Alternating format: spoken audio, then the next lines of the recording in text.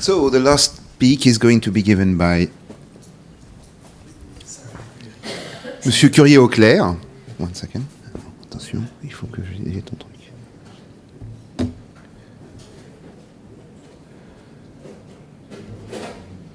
Are you going to speak in English or French? I can speak in English. English is okay? Raise your hand. Okay.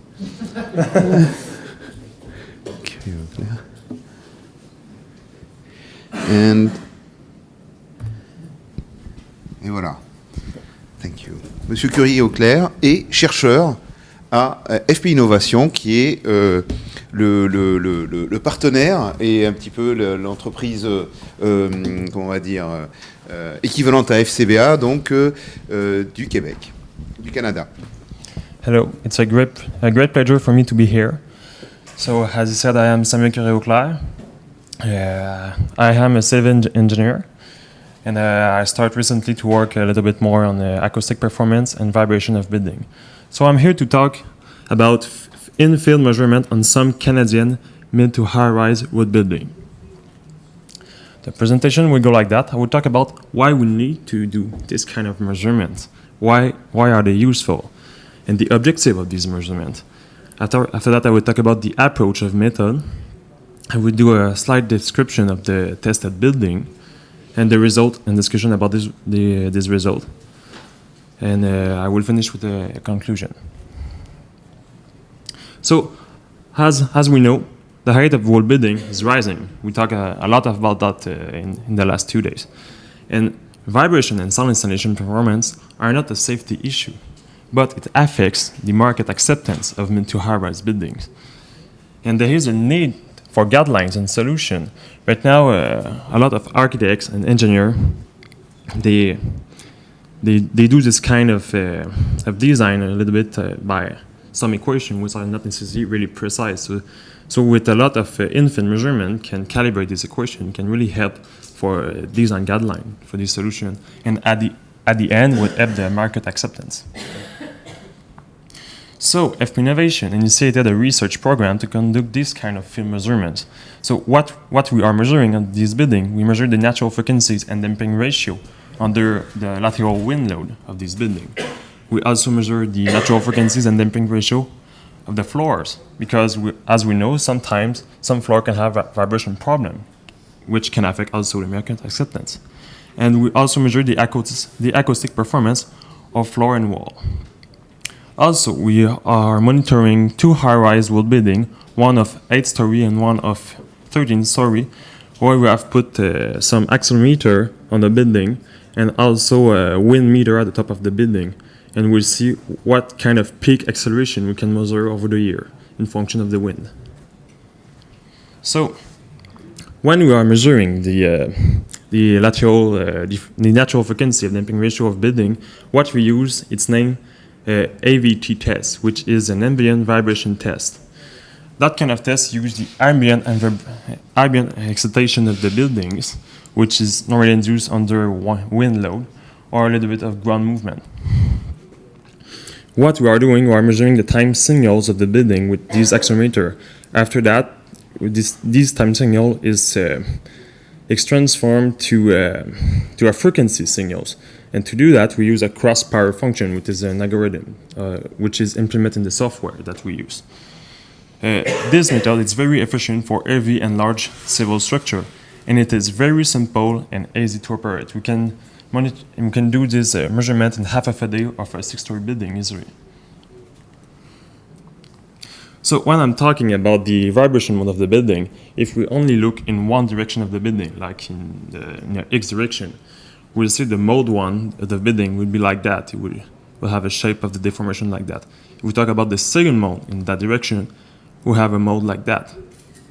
But all these modes can happen in 3 different ways. It can be in the X direction, Y direction, or it can also be in a torsion way of the building. And when we are doing these measurements, we install several accelerometers on the floor. And we also always install a reference accelerometer, which will never move. We will move all these accelerometers to several stories. But these accelerometers will always stay there during the measurement, because all the response of these accelerometers will always be compared to them. during the measurement. So the accelerometer that we are using have a sensitivity around 500 millivolt per G and have a frequency range between 0.2 and 1000 Hertz, which is sufficient for the kind of measurement that we are doing. We have also a 4-channel master device, but in that device we only put 2 reference accelerometer, which I showed before in the figure. And we also put an 8-channel slave device, where on that device we put the roving accelerometer. So here you can see an image when we do this kind of measurement. We have the accelerometer here, one in X direction and another in the orthogonal direction. We have the computer here, and we have a master or slave device here, which that device is plugged into a computer, and that computer will analyze all the signal that you have through a software. Now we'll talk about the floor vibration, which is another kind of measurement that we are doing on in-film measurement. When we do this kind of measurement, we follow an ISO method, which is the ATID 324, which consists to measure the deflection under 1 kilonewton. After doing that deflection, we'll measure the natural frequencies and damping ratio to a very similar system that we use to measure the natural and damping ratio to the building. But these accelerometer, instead of be putting in the horizontal direction, would be put in the vertical direction. And we will excite the floor through a hammer. So in that case, we know what is the excitation, and compared to the AVG method, which we don't exactly know what is the wind load. And then after, the floor is subjectively evaluated to know what is the performance of that floor, because we get some result, the frequencies and the deflection. But what does it mean at the end? Is it a good floor or bad floor? So we take this measurement and compare with the floor with the subjective evaluation. So there we measure the deflection of the floor. This is the person that we know is weight, and we have an instrument here where that beam is support just over. There is another beam here under the floor, another beam here under the floor. So normally this beam doesn't move, and we have just the weight of one person. And when we do the vibration test, that person hit the floor with a hammer, and we have the accelerometer here. So, and the person it is on the beam in order to that its weight will not influence the result. So, when we do the sound installation measurement, as a lot talked before, we have 2 kinds of sound. We have the airborne sound and the impact sound. But in Canada, we don't use the exact same term in you. For us, we have the AIIC, the Ambient Impact Installation Class, and we have the ASTC, which is the Ambient Sound Transmission Class. This is not exact, but it can be compared like that, because the method doesn't have the same range of frequency, but normally it can be compared with this equation. When I would talk about the ASTC, it can be compared to the RW, and when I talk about the AIC, it can be compared to the LNTW. But for us, more the AIC is high, more the performance is better. It's like the opposite of the European nomenclature. So the building that we have measured, we measure one building situated in Quebec cities, which is made of post and beam structure made in glulam, and have a concrete shear here. The floor it's made also of it's also a glulam floor for that building. Another building that we have measured is the WOODRISE building, situated in Prince George in British Columbia. This building it's a 6-story building with a height of 29.5 meters. It's made of post and beam structure made of glulam, and the floor and shear wall also made of CLT. So compared to the other building, that floor it's only made of wood building, except for the ground floor, which is a concrete floor. The other building that we have measured is the Arbora building, situated in Montreal, in province of Quebec. It's an 8-story building with a height of 24.5 meters. It's also a post and beam structure made of glulam, and the floor shear wall also made of CLT.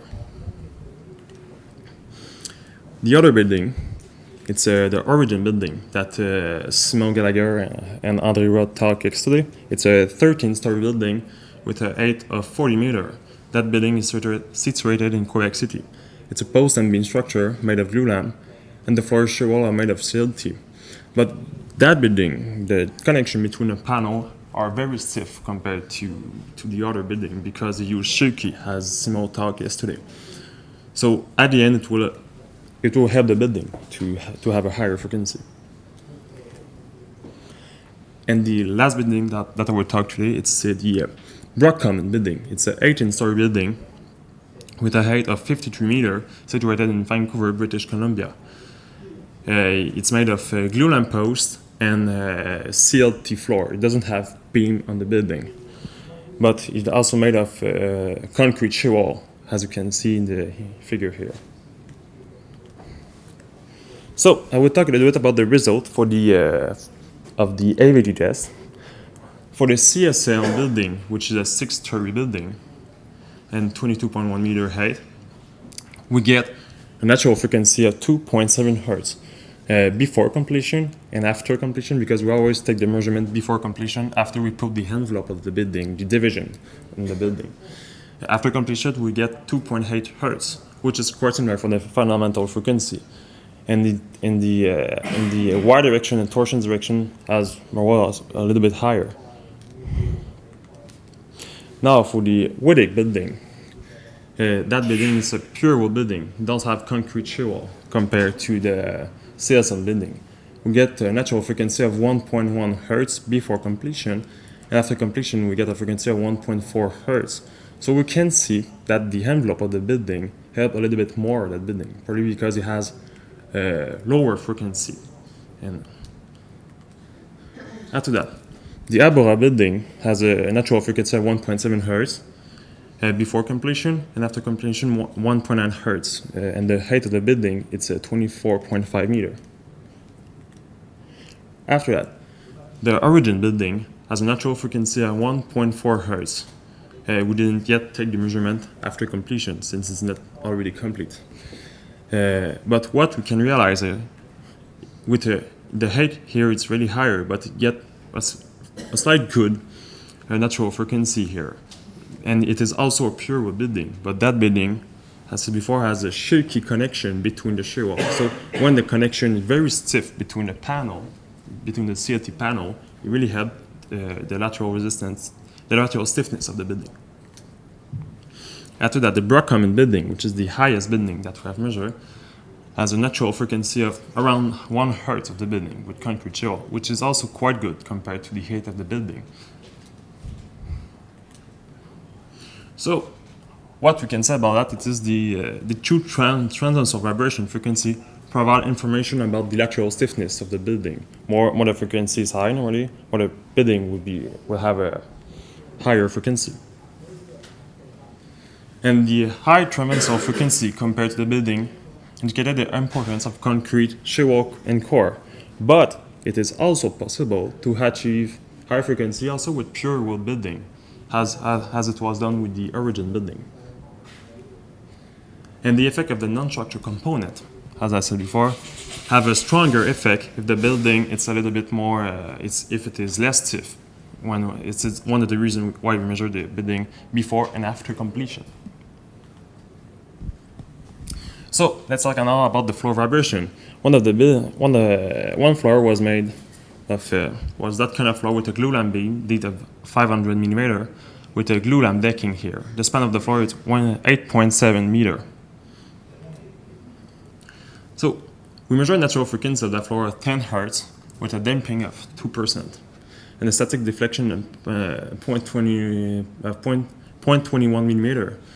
On that floor, what we realize it is before completion. It was possible to feel the vibration when we were walking, when another person was walking onto the floor. But after completion, after installing all the division wall and everything, that kind of vibration wasn't felt after. So after completion of the building, the floor was satisfactory. The other floor, it's a kind of innovative floor. It's not to scale. The span there, it's not exactly that. It's shorter than that. But that floor, it's very innovative because there is a strong connection here made with a HSK plate for that floor, and it is supported in that here and in the other direction here. So here, that kind of floor, it's not a flat floor. And for this gap, plywood was had there to another, just for adding the floor finish after. So the span of that floor was 6 meters, and we get a natural frequency of 11 Hertz, and a damping ratio of 2%, and the static deflection at 0.36 millimeter. And the evaluation was satisfactory.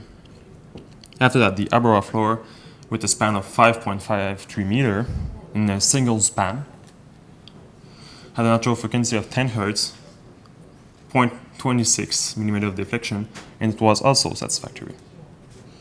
The same CLT panel may thick of 175 millimeter, but in that case it was a continuous panel. It was supported at its middle there, with a clear span of 5.47 meter, have a frequency of 10 Hertz, static deflection of 0.19 millimeter. It was also a satisfactory evaluation.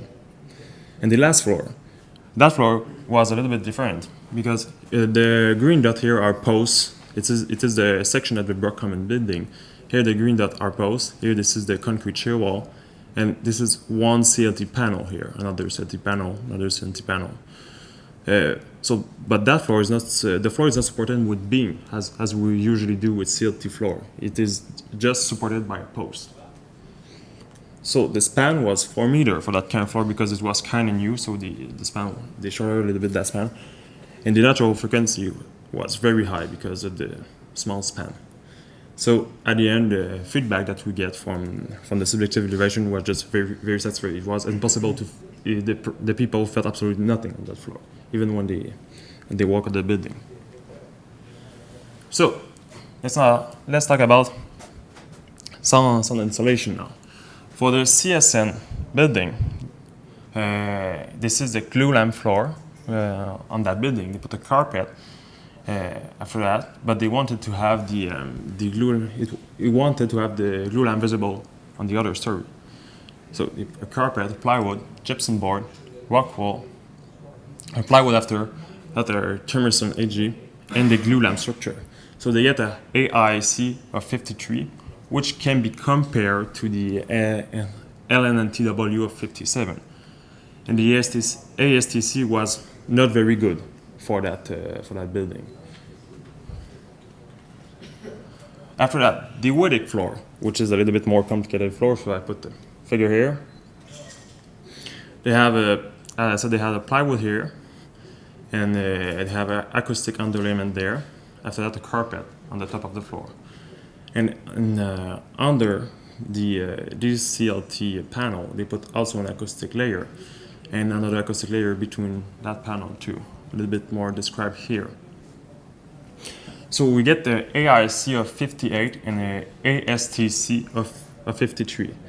So this is good result. They are not very good, but they are okay.